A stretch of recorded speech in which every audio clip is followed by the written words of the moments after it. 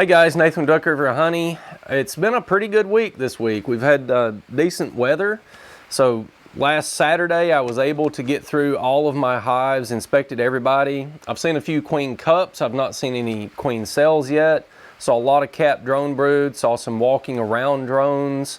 And that tells me that, you know, within the next week, I'll probably try to start grafting. I think early next week, or maybe midweek, I'll try to set up my cell builders, isolate my queens that I'm going to breed from, and just get that process started.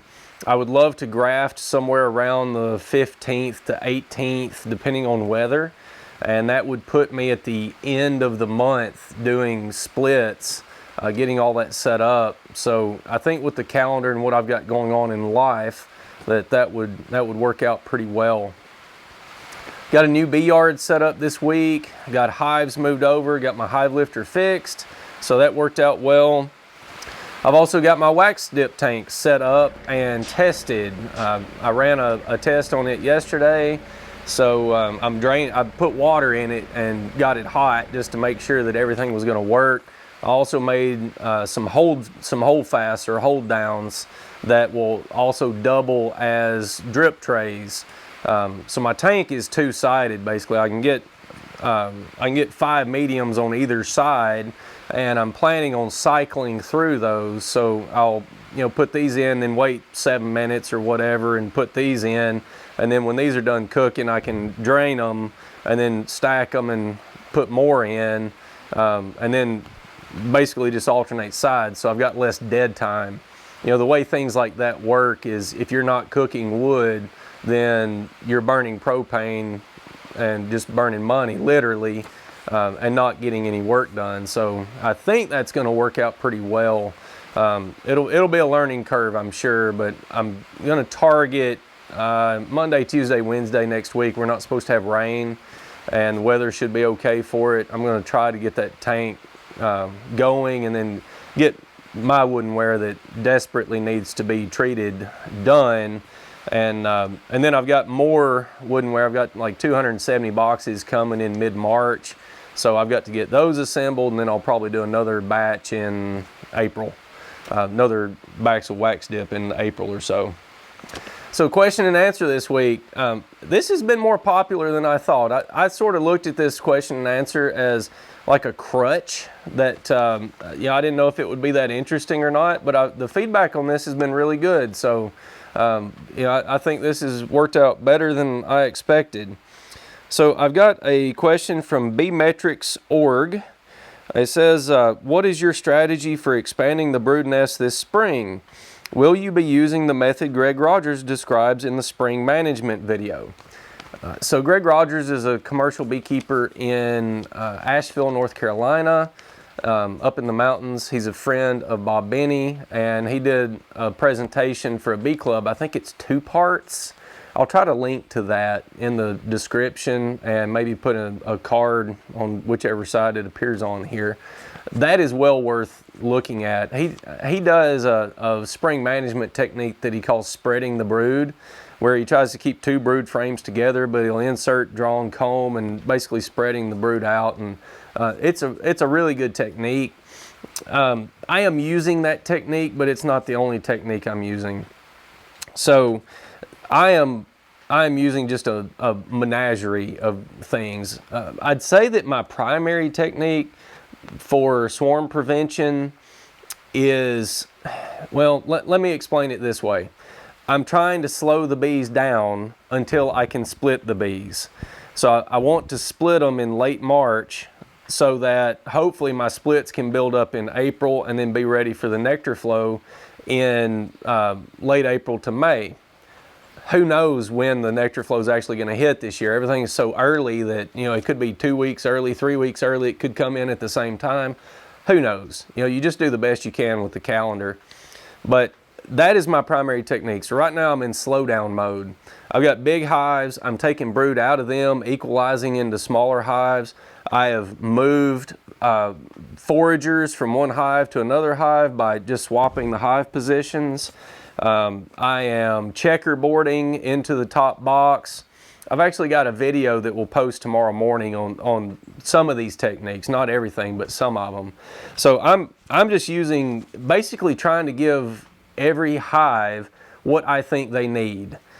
If they're small and they deserve a boost, I'll boost them. If they're big and they need to be taken down, I'll take them down. If they need brood comb, then I'll give them brood comb. If they need to have the brood nest spread out, then I'll spread the brood nest out. You know, I've got a big enough toolbox and I've experimented enough in the last several years that I feel pretty comfortable in doing this. And so far, I think it's worked pretty well. You know, like I said, I'm seeing some queen cups. I'm not seeing queen cells yet. So I'd say that my hives are pretty well on track right now. All right, so second question comes from Tony Fox. And he says, I would like a discussion about in-hive frame feeders versus hive top feeders. Do you leave them in all the time? If you have a double box system, do you have a frame feeder in each box, or do you just have a feeder in the top box? All right, so I'll say that I'm not an expert on this. I know about these. I've not used everything, but I'll give you my opinion. And this is, again, my opinion. I think every beekeeper's got an opinion on this, and all of them are valid. These are the hive top feeders that I've used in the past. I got those from another beekeeper, and I used them in my first year, and I haven't used them since. That's why they look so crusty and dirty. I need to take these to the bee meeting at my local club and just give them away. You basically put sugar syrup in here. The bees can access it through here. There's a lot of different styles and varieties of these. The problem that I had with them, you can have drowning in these depending on how well the feeder's made. But the problem that I had with them was carpenter ants. They're a pain to lift off and do inspections and hive work because you know the syrup will slosh around and stuff, and that's annoying. But I had thousands of dead carpenter ants in the tops of these, and I'm convinced that these hive top feeders caused my ant problem. Because when I went to the double frame feeders for my medium boxes with a ladder, I'm using cap and ladder feeders. There's different styles of these. This one comes from Motherlode. I really like these. They're internal in the hive. I don't get drowning much with them.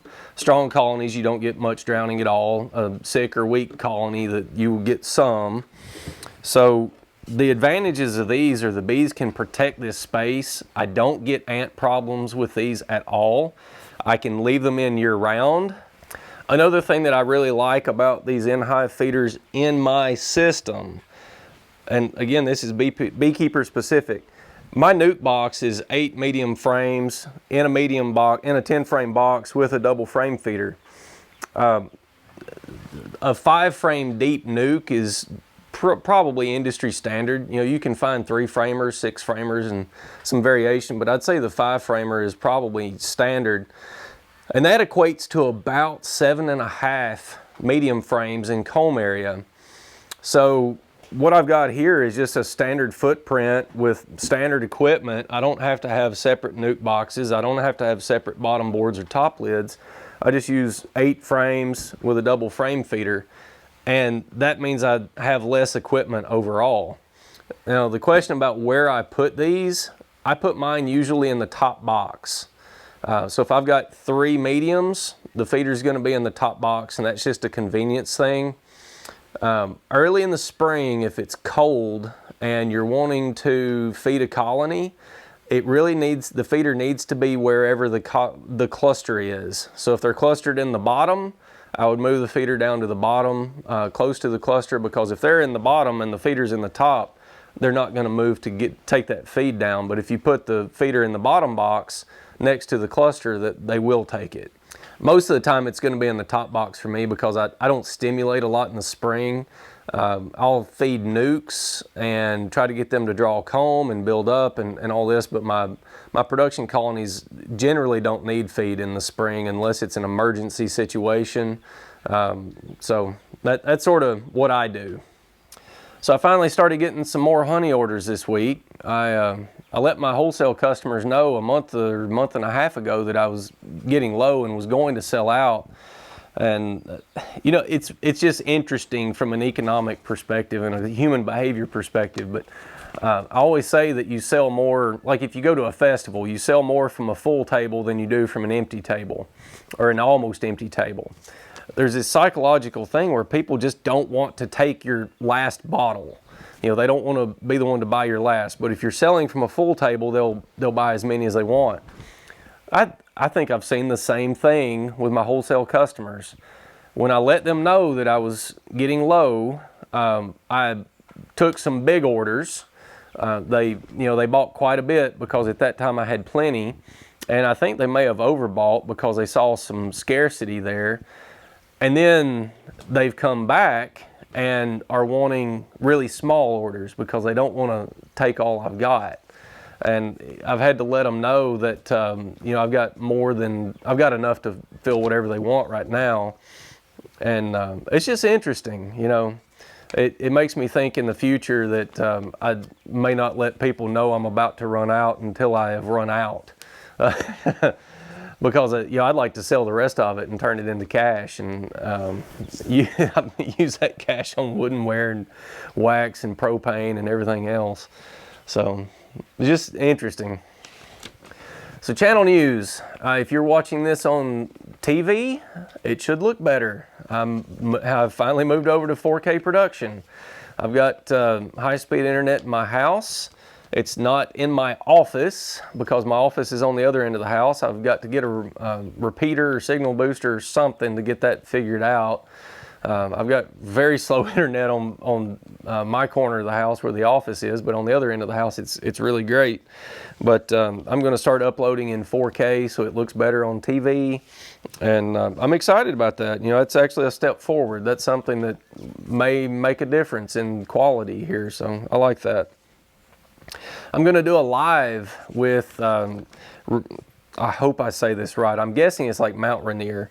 So Rainier Ike, this Friday evening, he was one of the scholarship award winners at Hive Life. He's from Maine. He's a beekeeper in his upper teens, I guess, high school. He might be in college now, I'm not for sure. But he's got a YouTube channel, Reindeer's Bees. And I'm going to do a live with him this Friday. I think it'll be at 7 Central.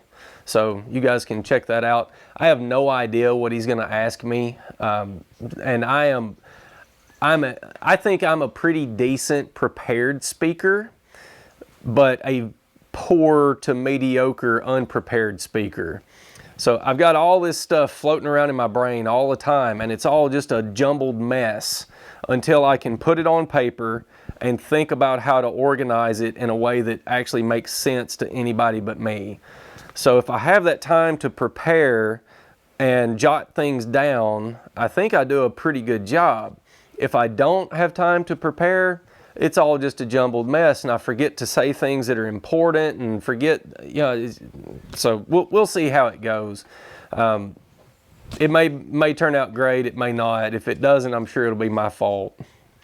I've got a visit planned with Corey Stevens in April, so I'm going to head back to Missouri. Hopefully I can pick up some queens while I'm there so I don't have to pay shipping. But I'm going to try to document his Harbo assay that he uses to test for VSH. And he's going to be testing Kara Wagner's UBO this year as well, so I would love to get some content on that as well, but it would have to be with her approval. I don't know if that's going to work or not, because I'm sure that she's applying for some patent protection and things, and there's a process that you have to use to be able to disclose things. So I don't know if we'll be able to include that or not, but I'm definitely going to sit down and talk with Corey some and document that Harbo assay.